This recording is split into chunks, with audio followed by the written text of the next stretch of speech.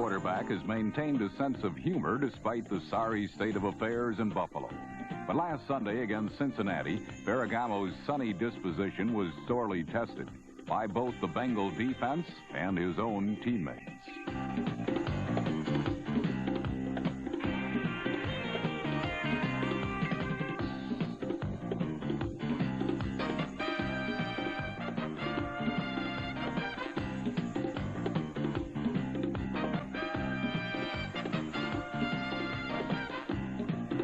On a cold and dreary afternoon, there was a visible reminder that winter arrives in Buffalo 1 month before it reaches the rest of the country. There was one bright spot in the Bills lineup. That was the reliable play of running back Greg Bell, number 28. Bell's 14-yard touchdown run lifted Buffalo to a 7-0 second quarter advantage. But the Bills hold on to a lead about as often as a Buffalo weatherman predicts a warm day in November. Bengal quarterback Boomer Esiason hit on 2 scoring passes, while Larry Kinnebrew barreled his way for 128 yards and a touchdown, as Cincinnati prevailed 23-17. The loss dropped Buffalo to 1-8, guaranteeing that for the 4th year in a row they will not have a winning record.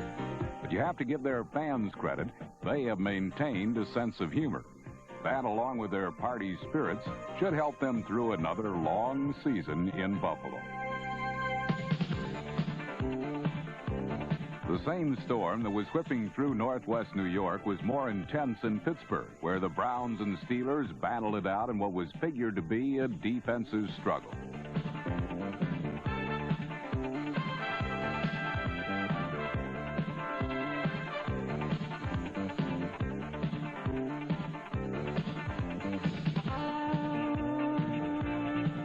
The conditions, like much of the play, were indeed sloppy.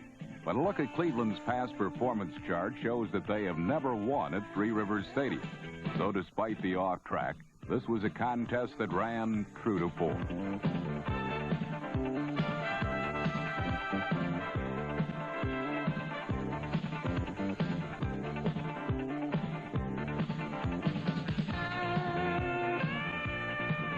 Number 34, Walter Abercrombie, scored the game's only touchdown. Still, the Browns did have a 9-7 lead until the final seconds, when the jinx that has afflicted them for 16 years, along with a Gary Anderson field goal, lifted Pittsburgh to a 10-9 victory.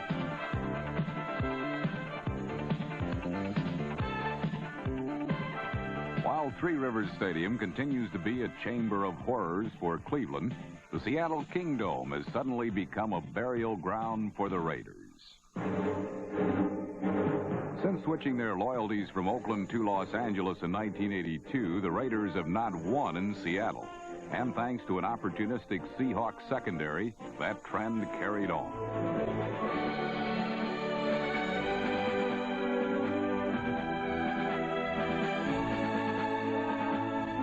Taylor's 75-yard touchdown return was one of 4 passes picked off by a Seahawk defense that pressured Raider quarterbacks all day long.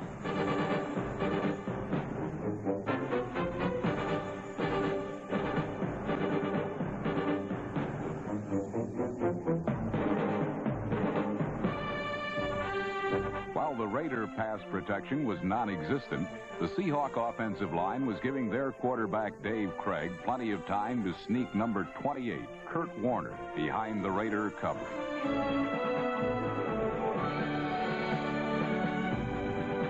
This was a day when the Raiders could do nothing right. Even when they had a receiver covered like a blanket, as Mike Haynes did here on Darrell Turner, they still came away empty-handed. The Seahawks crushed the Raiders 33-3. Although the Kingdome is indoors and well protected from adverse elements, it has turned into a swamp for the Raiders, where they can no longer easily tread. Diego Chargers had won just once in their last 13 games against a division rival. And the Denver Broncos saw no reason why they couldn't make that only once in the last 14 games and get a lock on first place in the AFC West. But it was the Broncos' own mistakes that prevented them from making that move to the top.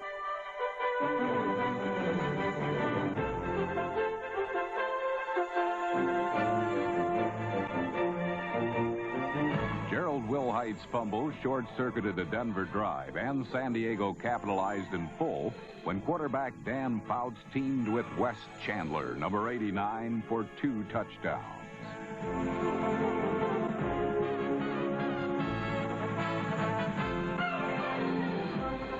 The final Charger touchdown in San Diego's 30-10 win came when ex-USFL running back Gary Anderson took a pitch from Buford McGee and became the first pro player to rush for over 100 yards in a game in the same year in 2 different leagues.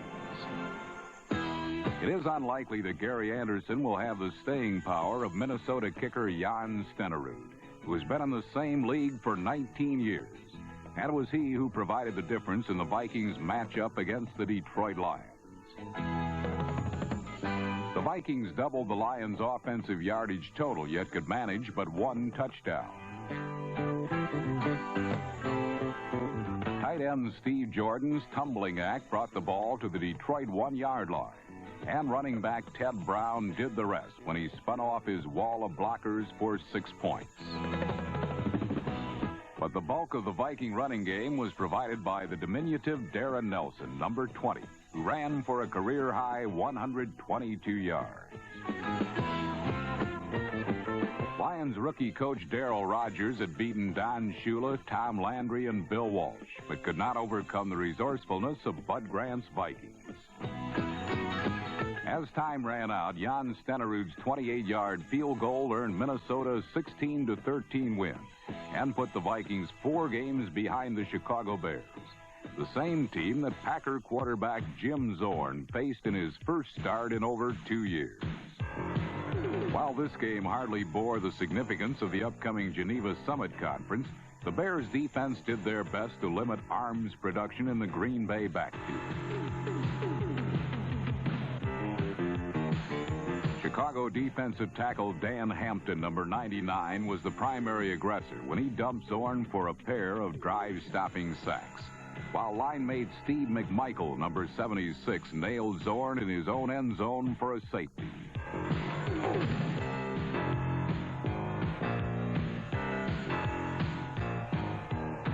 But heavyweights like Hampton and McMichael are dwarfed by the newest member of the Bears offense, halfback and a half, William Perry, number 72. The refrigerator sent a chill through the Packers secondary when he became the widest receiver in the NFL. With 25 seconds left in the first half, Perry went in motion right. Then he glided into the end zone, then coasted under a Jim McMahon pass for his 2nd touchdown of the season. Perry's catch left him just 691 catches behind Charlie Joyner in the race for the NFL's all-time receiving record. The touchdown put the Bears on top 7-3, a lead that lasted 10 minutes before Jim Zorn spotted running back Jesse Clark with a 55-yard scoring pass.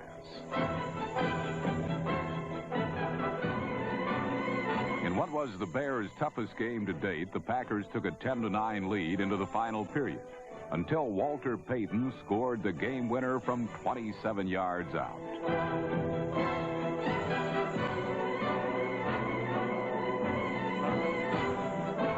With so much attention being lavished on William Perry, it is easy to forget that Walter Payton remains the Bears' vital constant. And on Sunday, number 34 responded with his best day of 1985 when he ran up 192 yards in the Bears' 16-10 win, as the Bears remain the league's only undefeated team.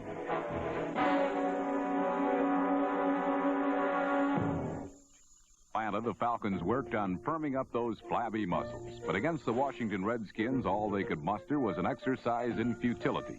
With a perfectly timed block by Don Warren, number 85, George Rogers was on his way to making people forget that injured John Riggins was out of the lineup.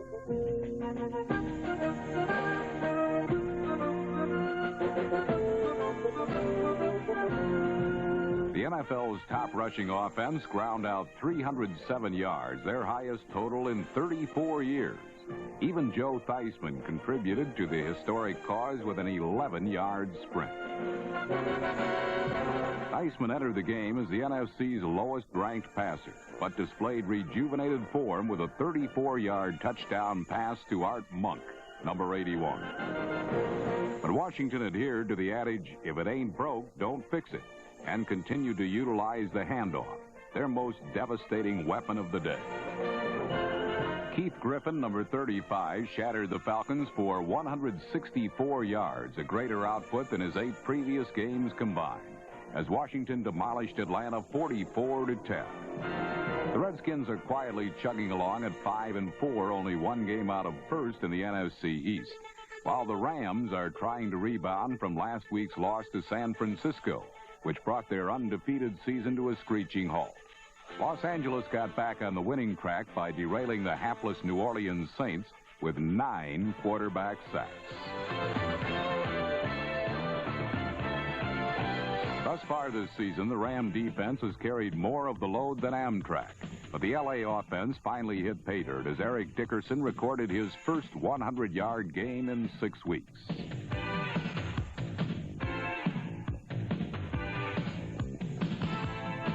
Peter Brock showed the form that was expected of him when he was imported from Canada, as he tossed 2 touchdown passes, including a 29-yarder to Tony Hunter, number 87.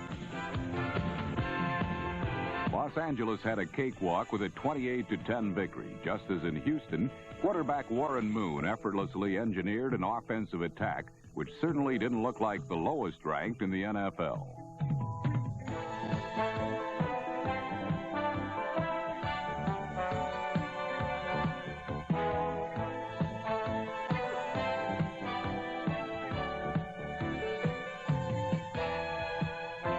Number 40, Butch Woolfolk, ran for over 100 yards and rallied the Oilers to a 20-6 third-quarter advantage.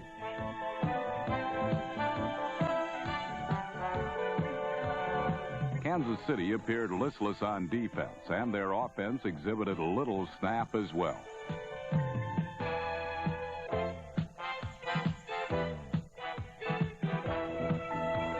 When quarterback Bill Kenny got a handle on the ball, he was quite effective, throwing for 2 touchdowns. But it was too late as the Oilers squeaked out their 3rd straight win, 23-20, leaving a logjam in the AFC Central, that bastion of parity, where each team is tied for first or last at 4-5.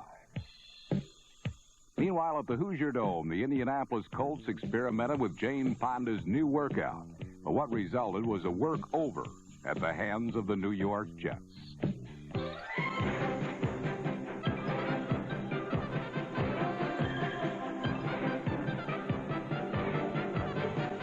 Quarterback Ken O'Brien made the Colts feel the burn as he passed for a career-high 3 touchdowns.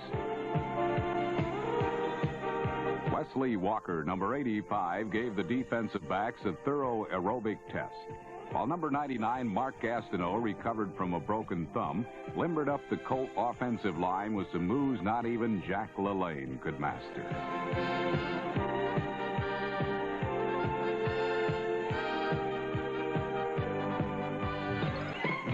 New York tallied 6 sacks, but it was the number 1 rushing offense in the AFC which elevated this game from workout to blowout.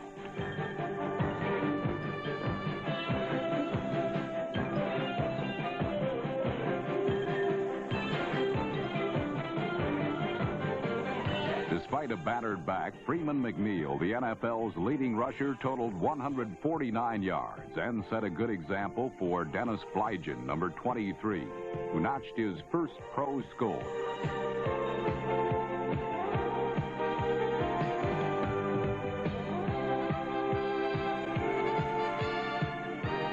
This 28-yard run iced the Jets' 35-17 victory, their first season sweep over the Colts in 4 years. With the best record in the conference at 7-2, the Jets look quite fit and are primed for a fight with the Miami Dolphins this Sunday in the Orange Bowl. To leave home without their American Express cards, the Miami Dolphins forget something very important when they take to the road. They forget how to win. The Dolphins arrived in New England last Sunday with a 1-3 road record. But behind Dan Marino's passing, their travel itinerary was highlighted by a quick visit to the end zone. A touchdown by Ron Davenport, number 30, climaxed Miami's inaugural possession of the game. 5 first-half Patriot penalties, including one that erased a 50-yard scoring reception by Irving Fryer, number 80, initially helped to make the Dolphins' stay a pleasant one. While the Dolphins didn't get to absorb much local color on their sightseeing tour of Foxborough, they did absorb 3 errant Steve Grogan passes during the first 2 periods.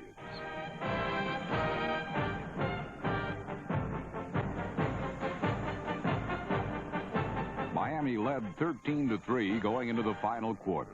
But suddenly a Dolphin defense that had sported the impeccable appearance of a first-class tourist took on the tattered look of a hitchhiking hobo.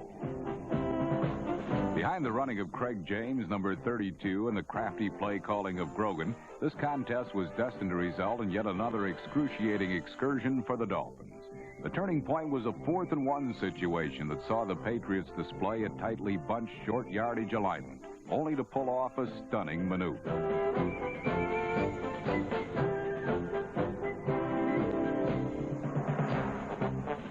After number 27, Greg Hawthorne, caught the flea flicker, Grogan caught Miami off guard once again, this time with a bootleg that gave New England a 17-13 win.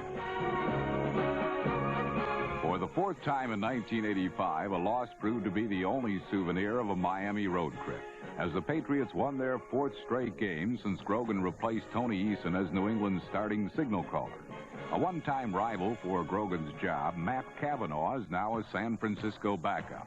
But last weekend, he started in place of an ailing Joe Montana and directed 3 touchdown drives against the resurgent Philadelphia Eagles. The Eagles were seeking their 4th consecutive win, an upset over the defending world champions, with the hope of proving that they belonged in the NFC playoff picture. But a series of mistakes made them appear as out of place in the San Francisco Bay Area as Humphrey the Humpback played. The Niners' defense forced 3 fumbles and sacked Ron Jaworski 4 times.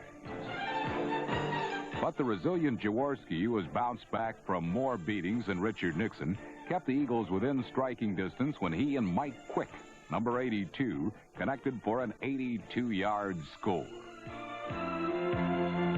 With Jaworski throwing for a career-high 394 yards, Philadelphia had a chance to narrow its deficit to 4 points late in the game. Facing a 4th and 1 on the San Francisco 5-yard line, the Eagles desperately needed a touchdown in order to position themselves for their 3rd come-from-behind win in as many weeks. But Jaworski, who had entered this contest with a string of 105 passes without an interception, was burned by the Niners secondary for the 3rd time of the day.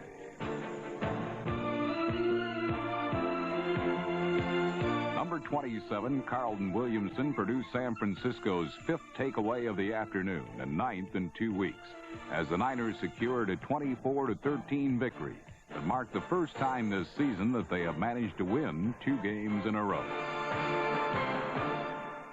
The Tampa Bay Buccaneers would be happy to win 1 game in a row. The Bucs have been frustrated by mistakes and heartbreaking defeats. But in the early stages of their encounter with the New York Giants last Sunday, they turned their frustration into fury.